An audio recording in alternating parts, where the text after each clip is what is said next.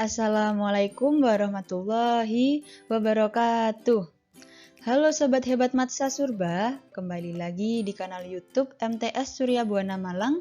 Kali ini bersama dengan Bu Vika pada mata pelajaran Bahasa Indonesia kelas 7 semester genap. Sebelum kita mengawali pembelajaran pada hari ini, mari kita memulainya dengan berdoa bersama-sama supaya apa yang kita pelajari bisa memberikan manfaat untuk kita semua. Bismillahirrahmanirrahim. Raditu billahi rabbah wa bil islami dina wa bi Muhammadin nabiyya wa rasulah. Rabbi zidni ilma warzuqni fahma waj'alni min ibadika sholihin. Amin. Anak-anak, materi yang kita pelajari hari ini adalah mengidentifikasi informasi surat pribadi dan surat dinas. Kompetensi dasar materi yang akan kita pelajari hari ini yakni KD 3.12, mengidentifikasi informasi, kabar, keperluan, permintaan, dan atau permohonan dari surat pribadi dan surat dinas yang dibaca dan didengar. Dari kompetensi dasar tadi, tujuan pembelajaran kita yakni siswa diharapkan mampu menyimpulkan ciri umum pada surat pribadi dan surat dinas dengan tepat.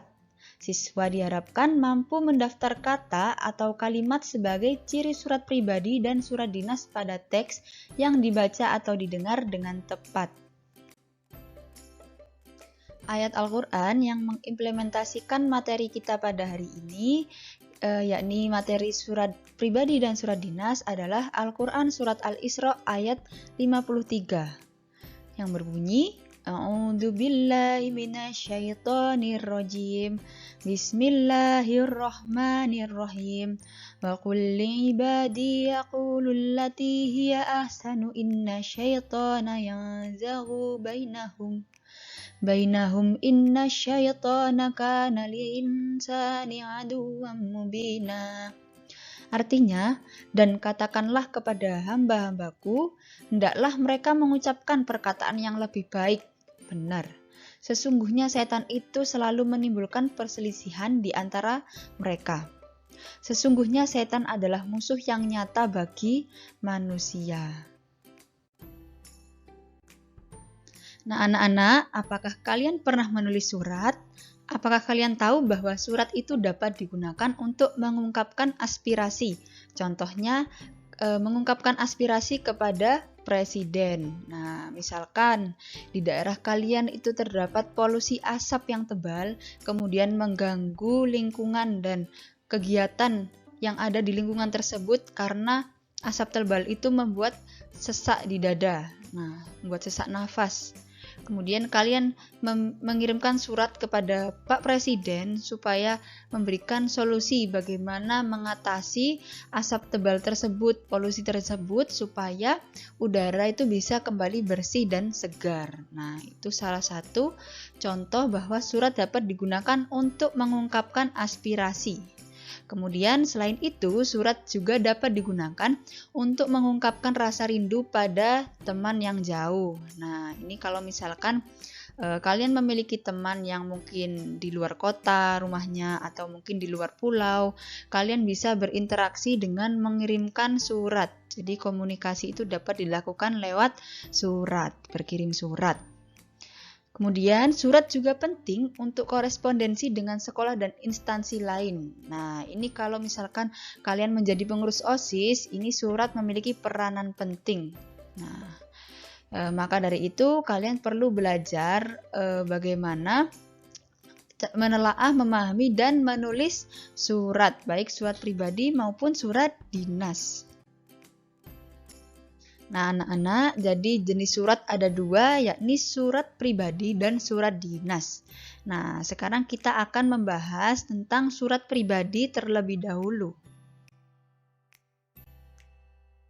Nah, kita membahas tentang definisi surat pribadi terlebih dahulu. Jadi, surat pribadi adalah bentuk komunikasi tulis surat menyurat yang dilakukan oleh seseorang kepada orang lain sebagai pribadi.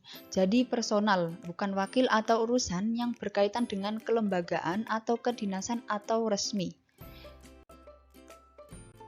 Nah, selanjutnya berikut ini ciri-ciri surat pribadi. Yang pertama, surat pribadi merupakan bentuk komunikasi interaktif antara orang pertama, yakni sebagai pengirim, dan orang kedua sebagai penerima. Nah, jadi surat pribadi ini dilakukan antara dua orang. Yang satu sebagai orang yang mengirimkan surat, dan yang satunya lagi sebagai orang yang menerima surat.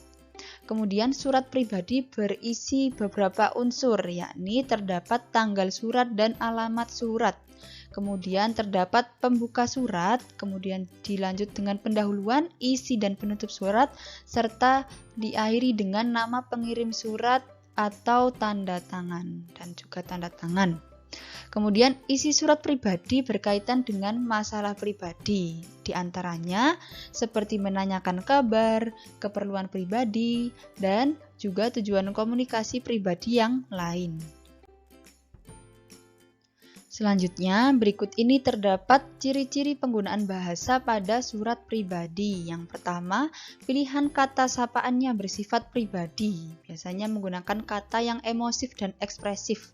Jadi pada surat pribadi ini bahasanya tidak resmi, tidak formal atau tidak baku.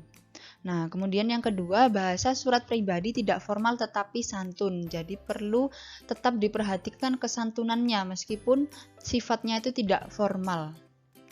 Kemudian yang ketiga, pilihan ragam bahasa tergantung siapa penerima surat. Nah, ini berkaitan dengan tingkat keakraban. Misalkan dengan teman itu akan lebih santai, tetapi apabila dengan orang yang lebih tua, maka itu mesti lebih santun daripada ketika berbicara dengan teman. Seperti itu. Kemudian menggunakan sapaan seperti orang bercakap. Nah, ini karena terdapat orang pertama sebagai pengirim dan orang kedua sebagai penerima. Nah, di sini seolah-olah di dalam surat pribadi ini dua orang tersebut saling berkomunikasi, berinteraksi. Jadi saling seperti orang yang berbicara. Seperti itu. Kemudian yang terakhir menggunakan kata ganti pertama untuk pengirim dan kata ganti orang kedua untuk penerima. Nah, kata ganti orang pertama itu adalah aku. Nah, kalau kata ganti orang kedua itu adalah kamu. Selanjutnya, pada surat pribadi itu terdapat unsur-unsur, yakni yang pertama terdapat alamat dan tanggal surat pada bagian kiri. Kemudian yang kedua ada salam pembuka.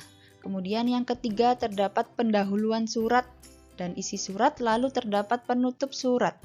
Kemudian yang ketujuh ada salam penutup. Dan yang bagian terakhir terdapat identitas pengirim surat. Nah, di sini terdapat nama dan tanda tangan.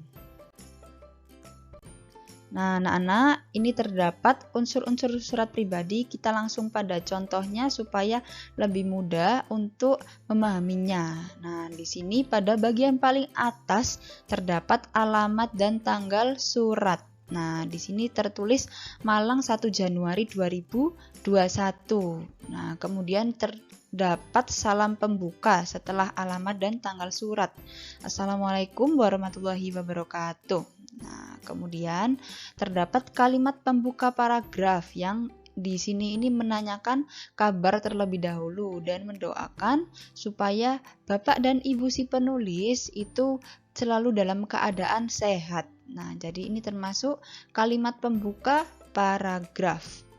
Kemudian selanjutnya masuk pada bagian inti, yakni terdapat isi surat. Nah, jadi isi surat ini berisi apa yang ingin disampaikan oleh pengirim kepada penerima.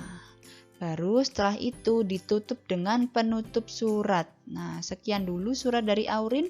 Aurin tunggu balasan surat dari Bapak Ibu. Nah, itu merupakan penutup surat, baru diakhiri dengan salam akhir, yakni wassalamualaikum warahmatullahi wabarakatuh. Seperti itu. Baru yang paling akhir terdapat nama dan tanda tangan pengirim surat nih. Aurin Malika. Nanti biasanya terdapat tanda tangan juga.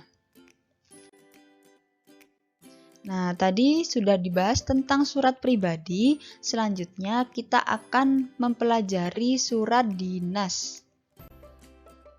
Pertama, kita membahas dulu definisi surat dinas. Apa sih surat dinas itu? Jadi, surat dinas adalah surat yang ditulis dalam situasi formal dan untuk kepentingan formal. Biasanya surat dinas ini juga disebut dengan surat resmi. Surat dinas memiliki beberapa ciri-ciri. Yang pertama, berisi tentang keperluan kedinasan yang bersifat resmi. Nah, yang kedua, hanya ditulis oleh sebuah instansi kepada instansi lain atau individu. Nah, ini karena sifat surat dinas ini bersifat resmi, maka hanya bisa ditulis oleh lembaga atau instansi. Nah, berkaitan dengan topik kedinasan, jadi isinya itu berkaitan dengan topik kedinasan seperti undangan rapat, permohonan maaf, balasan lamaran pekerjaan, izin tidak masuk, atau izin menggunakan tempat dan lain sebagainya. Kemudian, seseorang atas nama individu tidak boleh menulis surat dinas, karena surat dinas disertai dengan kepala surat atau nomor surat. Jadi, surat dinas ini memang resmi. Kemudian, menggunakan bahasa baku yang resmi. Surat dinas ini memiliki beberapa unsur. Yang pertama, terdapat kop surat pada bagian paling atas dari surat dinas. Biasa juga disebut kepala surat. Kemudian terdapat nomor surat, tanggal surat, lampiran, dan perihal. Kemudian di bawahnya terdapat alamat surat, baru dilanjutkan dengan salam pembuka. Nah, salam pembukanya ini adalah dengan hormat. Nah, itu diawali dengan salam pembuka terlebih dahulu sebelum masuk pada isi surat. Nah, bagian intinya apa yang ingin disampaikan itu terdapat pada bagian isi surat, baru ditutup dengan paragraf penutup. Nah, kemudian diakhiri dengan salam penutup serta pada bagian paling akhir terdapat nama dan tanda tangan penulis dan orang yang memperkuat surat. Nah, orang yang memperkuat surat ini biasanya kepala dari mungkin kepala sekolah atau kepala organisasi seperti itu. Nah, anak-anak, ini selanjutnya silakan diperhatikan terdapat contoh surat dinas. Mari kita identifikasi unsur-unsur pada surat dinas ini. Nah, yang pertama terdapat kepala surat atau kop surat ini pada bagian paling atas. Ini adalah kepala surat. Baru terdapat tanggal surat yakni 23 November 2015. Ini tanggal suratnya. Selanjutnya terdapat nomor surat, lampiran, dan perihal surat. Baru dilanjutkan dengan alamat surat. Yang terhormat Wali Murid Sofia Nazila di Tuban. Nah, ini merupakan alamat surat. Kemudian disusul dengan salam pembuka. Nah, salam pembukanya yang mana? Salam pembukanya adalah dengan hormat. Kemudian baru dilanjutkan dengan isi surat ini pada bagian yang paling penting. Baru ditutup dengan penutup surat. Nah, yang ini. Terima kasih atas perhatian dan izin Bapak dan Ibu. Itu merupakan penutup surat. Baru setelah itu ada salam penutup, yakni hormat kami. Nah, ini merupakan salam penutup. Kalau tadi salam pembuka dengan hormat, kalau salam penutupnya hormat kami. Baru diakhiri dengan nama dan tanda tangan. Nah, nama dan tanda tangan ini adalah tanda tangan dari kepala sekolah, orang yang memperkuat surat ini. Kemudian tanda tangan dari si penulis, yakni ketua panitia. Nah, ini ketua panitia. Jadi tanda tangannya ada tanda tangan penulis surat dan tanda tangan orang yang memperkuat surat tersebut. Nah, dari penjelasan tentang surat pribadi dan surat dinas, mari kita identifikasi perbedaan antara surat pribadi dan surat dinas. Nah, ini yang pertama dilihat dari unsur kebahasaannya. Nah, jadi bahasa yang digunakan pada surat pribadi ini tidak baku, tapi tetap memperhatikan kesopanan dan kesantunannya. Nah, berbeda dengan kebahasaan surat dinas. Kalau surat dinas, bahasa yang digunakan menggunakan kata yang baku dengan pola yang jelas. Jadi, kata yang digunakan pada surat dinas ini formal.